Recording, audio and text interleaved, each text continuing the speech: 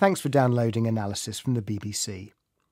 Gentrification, the process of neighbourhoods rapidly going up market, is occurring in cities right across the UK. But can and should policymakers control it if it goes too far? Here's David Baker. It's a pretty grey morning here in Archway in North London, and there's a huge amount of construction going on around us and a huge amount of traffic driving around that construction, because this is an area that's really going through a transformation. On our left here, a big 15... Archway is typical of many areas in the UK when gentrification is in full swing.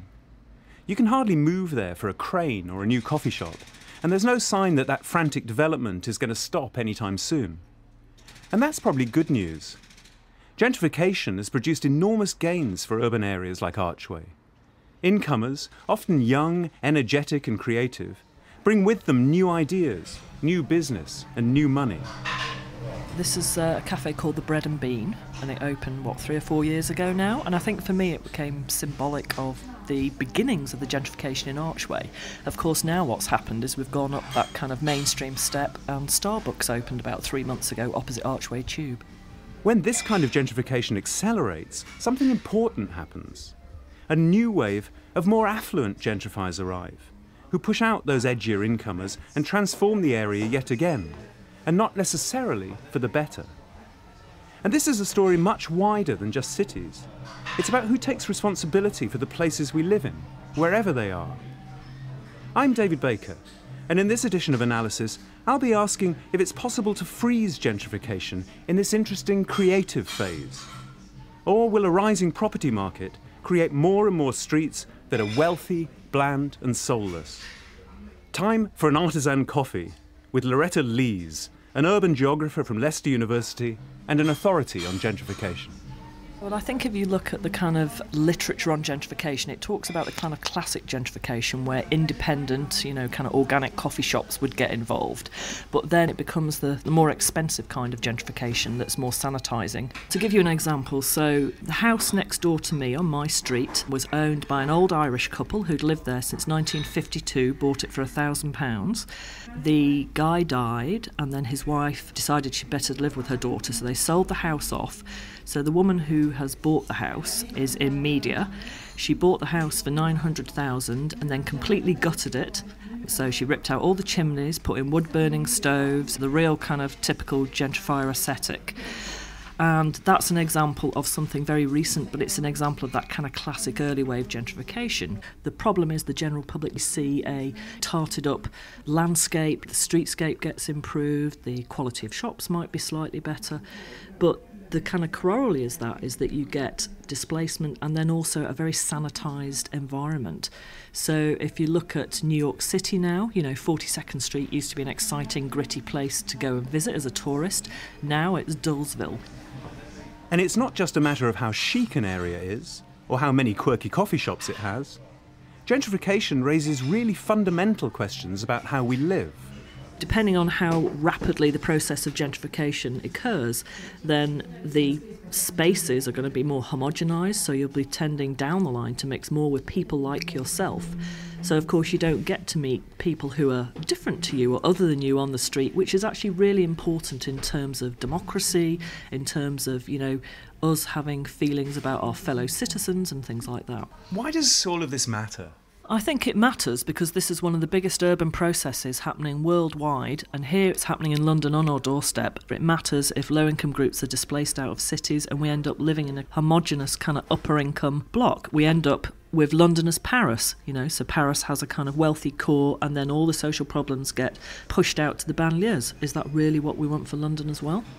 This way of thinking has been shaped by a hugely influential thinker in this debate, Richard Florida, a professor at the University of Toronto. He's long argued that diversity is not only good for democracy, it's good for business too. The more diverse a city or neighborhood is, the higher the fraction of foreign-born people, the more open it is to immigrants, the more open it is to the gay and lesbian community, the more it's a place where artists and cultural creatives who may not have the most money in the world, my bohemian factor, the more it is open to those places, the more economically thriving, and in particular, the more innovative it is, But the worry now is that with the massive back to the city movement that's occurred in London, of course, but New York City, San Francisco, and a few others, as affluent people, financial people, oligarchs, plutocrats, I could go on, the list is innumerable. But as the city becomes invaded by these very wealthy groups, who, and they're not buying an apartment or a house to live in, they're buying it as a new class of financial asset. And often these neighborhoods are dark. The worry is that this process of this massive infusion of the global super rich actually begins to dilute this diversity, wash out this diversity, and make these neighborhoods more and more homogeneous, less diverse, and begins to dampen down and dullify this creative impetus, which is in fact the cornerstone of great urban neighborhoods and great cities. And he says the real danger is that cities will become the exclusive preserve of the super rich. We are living in an age of winner-take-all urbanism. A very few number of cities, a handful or two of cities in the world economy, are benefiting. And within those cities, their premier central neighborhoods are becoming essentially gated and gilded communities for the wealthy. And the wealthy, the global super rich, the plutocracy, are pushing out the wealthy of that society, the artists and creatives, and eventually they'll push out the techies too. Florida has been making this argument for more than 20 years, and he's backed up his thesis with good data. And what's significant is that pretty much everyone else has come to agree with him. Wir erreichen jetzt den Bahnhof Berlin-Südkreuz. So, if this juggernaut of gentrification can lead to dull, sanitised and economically doomed cities, where do we look for clues about how we can put the brakes on? Well, one answer is Berlin, a city that comes up a lot when you ask people about how to manage gentrification. This is a city with a remarkably highly regulated property sector. 85% of flats here are rented, and tenants are often guaranteed security for life.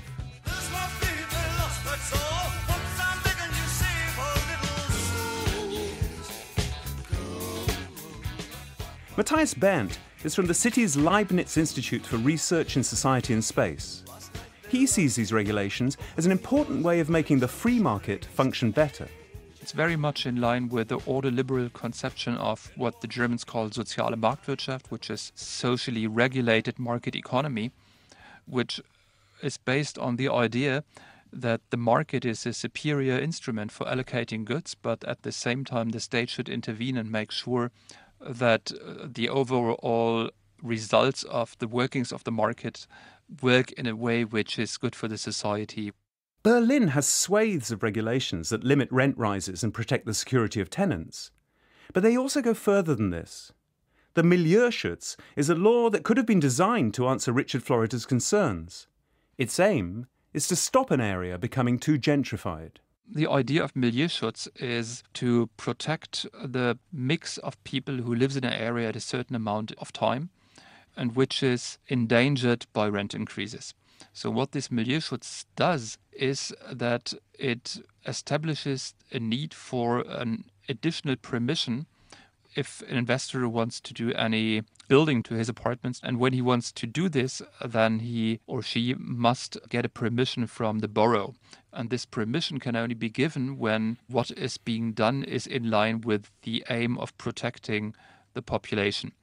So what the most important things that can be done now is to prohibit luxury standards, so second bathroom, marble ceilings, stuff like that can be prohibited by the borough because it would imply rent increases which would be way above what people can pay. Okay, I guess people hearing this might say, sure, the city can have a say in things like whether someone should be an owner or a property should be rented or whatever. These seem to be contractual things. But really, should the city have something to do with marble ceilings or second bathrooms? Is that really the job of the state?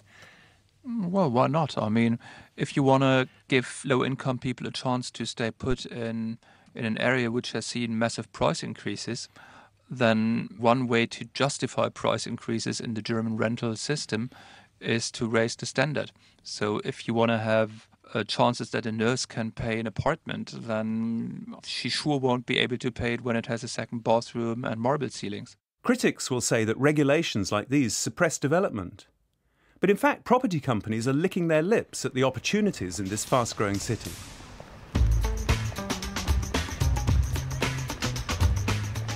And a city that's following a similar trajectory in the UK is Manchester, whose centre's been transformed since an IRA bomb devastated the area in 1996. Standing in Manchester's northern quarter, you can really see the positive effects of gentrification. This is an area that used to be pretty run down, but all around us now are funky little businesses like independent coffee shops, cool little silversmiths, a bookshop, a printers. There's even a cat cafe where you can go and have a latte with a load of feline friends. So how do you bring about a transformation like this? Well, one person to ask is the man who's been in charge of this city for about the last 20 years, Sir Richard Leese, leader of the council and one of the most influential local politicians outside London. If you were to come to Manchester 25 years ago, you would have found round about 500 people living in the city centre. It was not a place where people lived. Over the past 25 years, but particularly over the last decade, it's gone to over 25,000 people and is continuing to accelerate very rapidly. There are different neighbourhoods within the city centre, even though it's quite a compact city centre.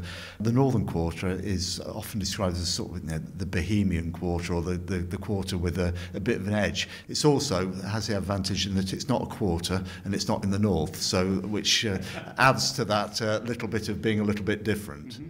And, like his counterparts in Berlin, Richard Leese sees his job as preserving the mix of people who live and work in the city centre. I think one of the strengths of Manchester is its diversity, and I think all the evidence suggests that the more diverse your city, the more likely you are to be successful. So maintaining that diversity is really, really important to us. Clearly, part of that diversity comes from people on low incomes moving into the city who want to make something of themselves, want to make something of their families, and we need to make sure that we maintain space for low-income families. Would you like to be running a strategy which is a bit like perhaps happens in Berlin, for example, quite a rigorous regulatory environment here, which actually does keep rents down by law, if you like, by regulatory agreement? Certainly in terms of the private renters sector, we would like to have a very much tougher regulatory framework for that. Certainly we'd also like to use what's effectively the bottom end of the market, housing benefit, which it tends to be a part of the economic equation around there, as a way of investing in housing rather than simply translating into profits for what are often not very good landlords. If you'd like to find out more about the part housing benefit plays, have a listen to our edition of Analysis on the subject on the BBC iPlayer. The Labour leader of Manchester City Council, Sir Richard Leese, may want more powerful tools to deal with the negative effects of gentrification. But from an alternative point of view, I've come to the place where gentrification as a term was first invented. This is the Royal Borough of Kensington and Chelsea, and I've come to see the Conservative leader of the council, Nicholas Paget-Brown. I think what we need are mixed communities. I think it's very dangerous if a place becomes actually not a neighbourhood at all, but just units of housing. Even on this side of the political divide, you find sympathy with Richard Florida's concerns about gentrification, including the idea that parts of cities will just stagnate. What about the bits of the borough that people are talking about that are becoming silent, if you like, these famous streets where the lights aren't on anymore, where people are just bought for investment rather than for living? Well, that's harder to deal with because you're then dealing with a private property transaction, and you're quite right, people from overseas make a purchase of a flat somewhere in the leafier part of the borough, and then it's really not their intention to live in it. The house is under-occupied, and the borough has certainly suffered from that. At the last census, I think we were the only borough in London which didn't see a net increase in population. You've got a strange situation here. Here's a borough where there's quite a lot of housing need, and there's actually quite a lot of empty houses. And do you wish, as a council leader, you had a better tool to adjust that? I don't think I want a power to stop people buying in the private sector, but I do think it's important that we use our own assets as effectively as we possibly can to ensure that we have a balanced community of people who actually live here, who are working here in the borough.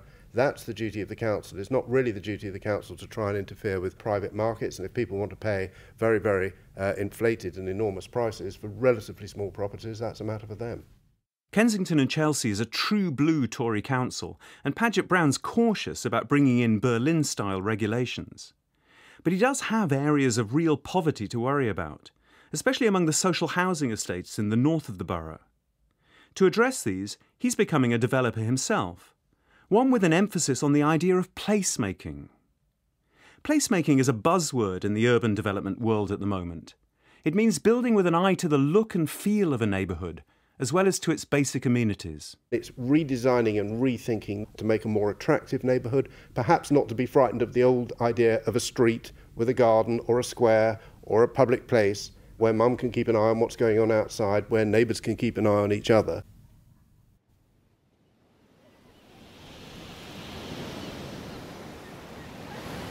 I'm looking out at the English Channel from Hastings Pier on the south coast of England.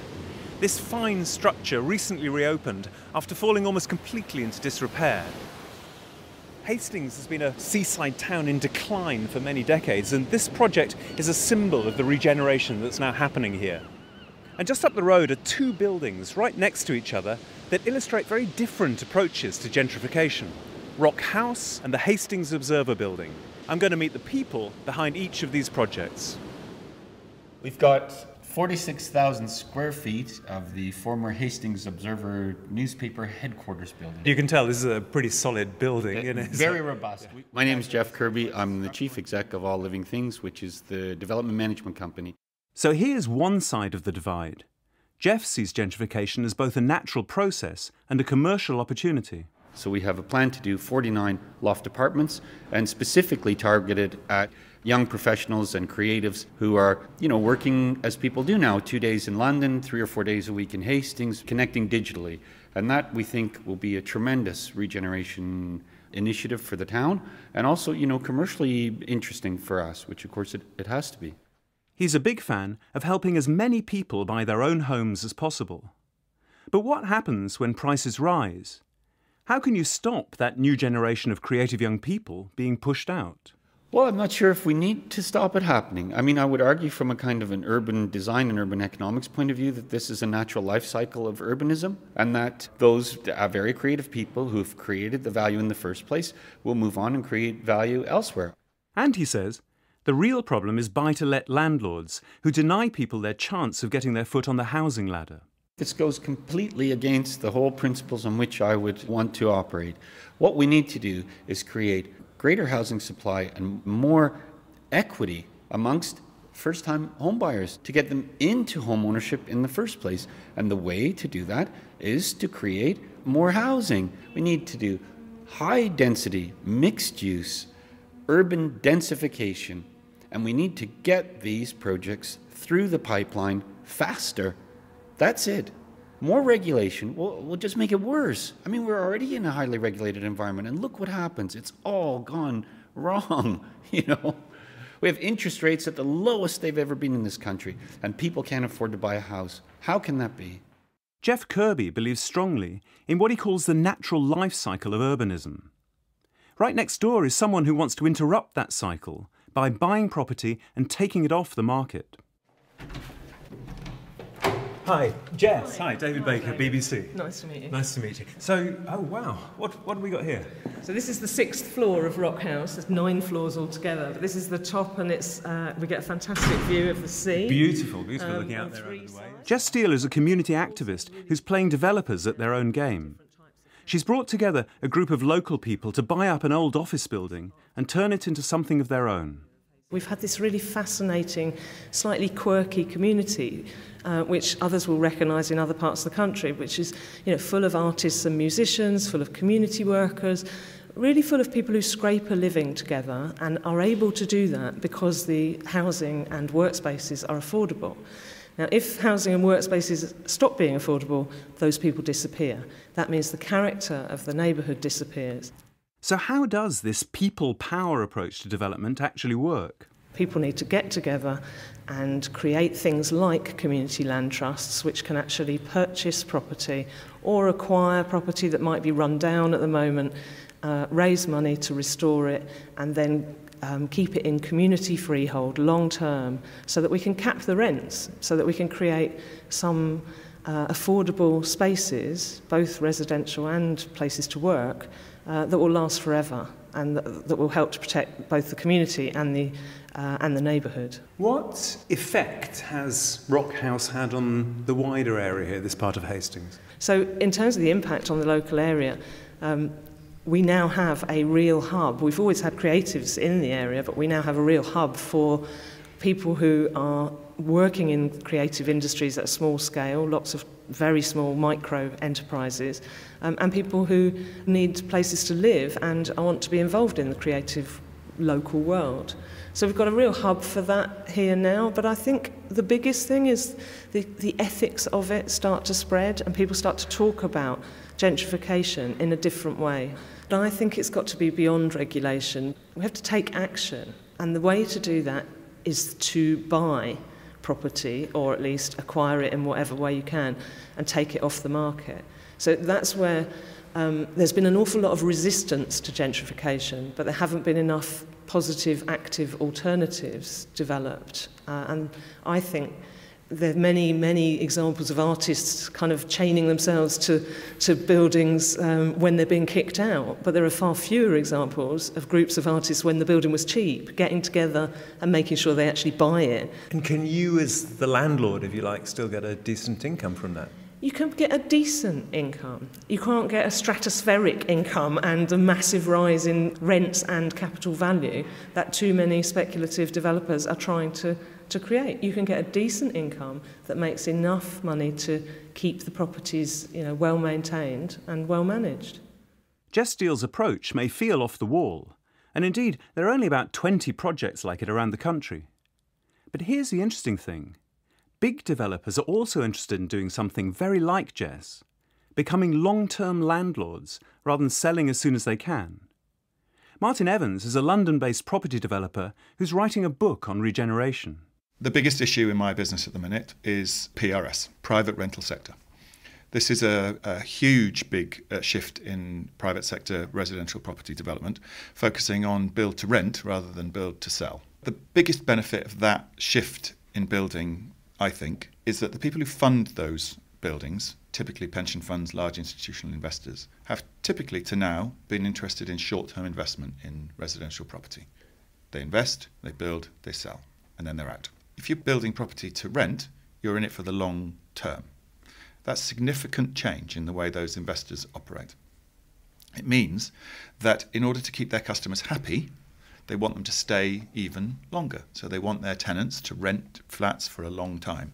Why do people rent flats for a long time? Because they like them, because they are in nice places, because where they live is a good place. And so I think we're going to see an emerging greater interest on the part of large property developers and large institutional investors in making the kind of places that make people feel happy. So we're now in the residence lounge area. This is where the concierge is based. We've got a concierge on site who's here Monday to Saturday. Right, and actually this feels a bit like a hotel, really, isn't it? It's like a reception area, it's kind of a cool hotel in somewhere like Barcelona or Buenos Aires. Well, that's exactly what we're looking at. An example of the PRS model is taking shape in Barking in East London. Grainger, a well-established UK developer, has built a block of 100 1-, 2- and 3-bedroom flats that are for rent, not for sale. The idea is that people want to stay longer and form a community. And according to Helen Gordon, Grainger's CEO, who I met in one of the flats for rent, that's also good for her business. I'm Helen Gordon, Chief Executive of Grainger. The business argument for doing this, the reason we really want to invest in communities is we want them to stay.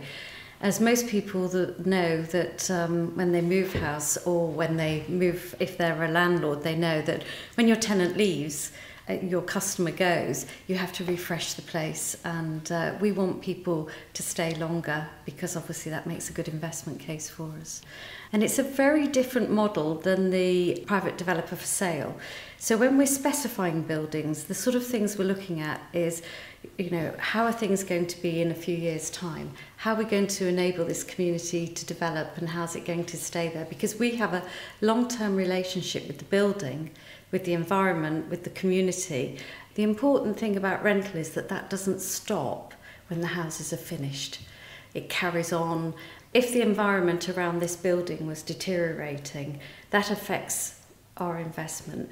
And so we will be having a constant dialogue and getting engaged in that community for that reason. Do you make more money by having longer term tenants in this way as a developer? Yes. We make more money by actually keeping our residents happy, keeping them here, not having the same degree of turnover and keeping a relationship with them. By and large, when people like the building, they look after it, they stay longer, they make it their home. It's more profit for you. It is more profitable, yeah. This is an attractive model that combines the interests of developer, resident, council and local community. But in the property world, money talks. And although Helen Gordon may be happy with the revenue she's seeing, sometimes it's hard to resist the quick returns that a rising market can offer. Maybe the answer to the question, can we have too much gentrification, is no, but we need to find ways to manage it. I've heard a lot of views about how to make that happen, from Berlin's regulations preventing marble ceilings to Jeff Kirby's call for an unleashed free market. Richard Florida, the most powerful critic of the effects of gentrification, argues that the answer lies in politics. We need to make sure that cities continue to be vehicles for innovation and economic growth. But we also need to ensure that cities, this great diversity, this great clash and clamor of cultures, classes, ethnicities, races, can continue in cities. So we're going to have to see cities as vehicles for redistribution. We're going to have to make sure that service workers are paid enough to live in cities. We're going to have to make sure that people have access to affordable housing. And that's not just going to be provided by the market. That's going to have to be provided by the public sector and social housing. So the reason I'm optimistic is that the new urban crisis, this new kind of urbanized capitalism, makes society's fissures and fault lines, its contradictions, evident in the city itself. In the old model of capitalism, the wealthy were in the suburbs, the poor were in the cities were the hole in the donut, they could be ignored, they could be bypassed.